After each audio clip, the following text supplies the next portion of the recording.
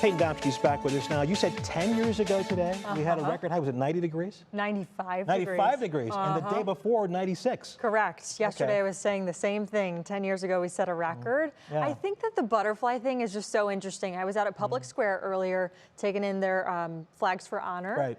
And there were monarch butterflies passing by. So it was a very sweet touch to, I know, the solemn day that today is. But very nice touch. Those little wings, they're flapping and they've got to stop somewhere, and they pick Lake Erie. So if you see them out there, snap a picture, send them our way. We love to see them. And they usually stop behind our very own studio, too. Ah, that's good. We like those better than the midges or whatever goes back there. I prefer the monarchs all the way. But it's a sign of the times that things are getting going, and that means we're kind of on the way to change a season. We're 12 days away until fall begins. So if you see the monarchs out there, just remember it's supposed to happen this time of the year. They're on their move to somewhere warmer. Some of you may be setting up a fall vacation right now, looking forward to, you know, putting something on the calendar for November and December. We're less than 2 weeks away till fall officially begins, and temperatures are going to have a very fall feel, at least over the next 5 days. Our high temperatures today were in the mid 70s. If you're looking on your screen right now, that is actually the warmest over the next 5 days we will hit. Our average high is in the upper 70s, so we fall short of that each and every single day. The coolest of days will be found Wednesday and Thursday in the mid to upper 60s, which then you can think, okay, our temperatures right now are in the mid 60s.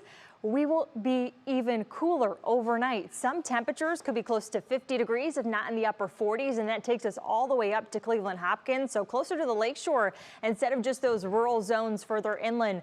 The muggy meter also is set to fall too, so you can open up the windows in the coming days and let some of that fresh air in. Some of you actually may have the windows open right now, which isn't a terrible idea. I had my windows down coming back into work from after eating dinner, but the thing of it is that cloud cover's on the increase and rain chances are going to start to pick back up. So if you don't wake up super early tomorrow, you might have a little wet weather to contend with in your home too. Our temperatures are going to kind of ride the line along the low to mid 60s as we go through the next 9 hours or so. Cloud cover increases, rain chances then start to pick on up as we approach the early morning commute. You'll notice it for some of you more than others as we get the drive going, but it's going to be around almost all the way through lunchtime. And why is it going to happen? Well, it's this cold front here. It is pushing its way further to the east, and as it does so, it brings rain chances with them. Chicago has been locked in rain, now northern and central Indiana, all the way up to Michigan too. As this pushes further to the east, then we get a taste here in the Buckeye State, and it sticks with us in your big picture forecast, and not just for the day tomorrow, but we get lingering chances on the backside of this as we take on a northerly wind come Wednesday. We will likely have chances around through the middle of the day all the way through the afternoon and evening. High pressure then eventually scoots back into place, and that means we have sunnier days by Thursday, Friday, Saturday. Friday night football this week looks absolutely amazing. You might actually have to bring a sweatshirt with you.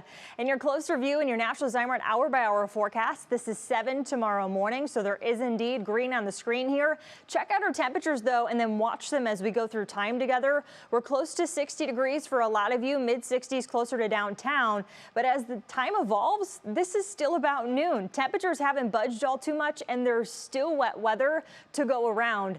There will be intense pockets mixed on in here, but the longevity of it and how much rain we're expecting really isn't that much in the grand scheme of things. I think generally speaking, ½ an inch to maybe 3/4 of an inch where some of that heavier rainfall wants to linger for a little bit. But all the way through the evening drive, we will have spotty wet weather to go around. I think we start to try to clear things out overnight. So that leads to your Wednesday morning drive being clearer, but check out the difference in temperature. Cooler by about 10 degrees all across the area. Worcester and Mansfield, this model wants to drop you into the upper 40s as we start Wednesday together. But again, we've then flipped the script in wind direction. We take on a northerly wind, and we've got more scattered wet weather through the second half of your Wednesday.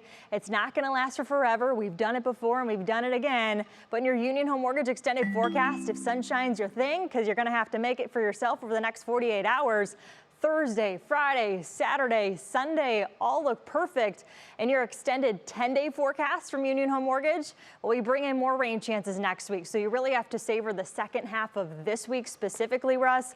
We'll obviously keep you posted as things evolve because, again, there's a big game on Monday, but it takes itself somewhere else besides Brown Stadium. We'll have details on when the Browns take on Pittsburgh coming up when it comes with that forecast, and obviously a week from now. Ah, that's right. 1 week from tonight. All right. Hopefully a Victory Monday and a Victory Tuesday to follow then. Correct. We'll get to that. All right. Thanks a lot.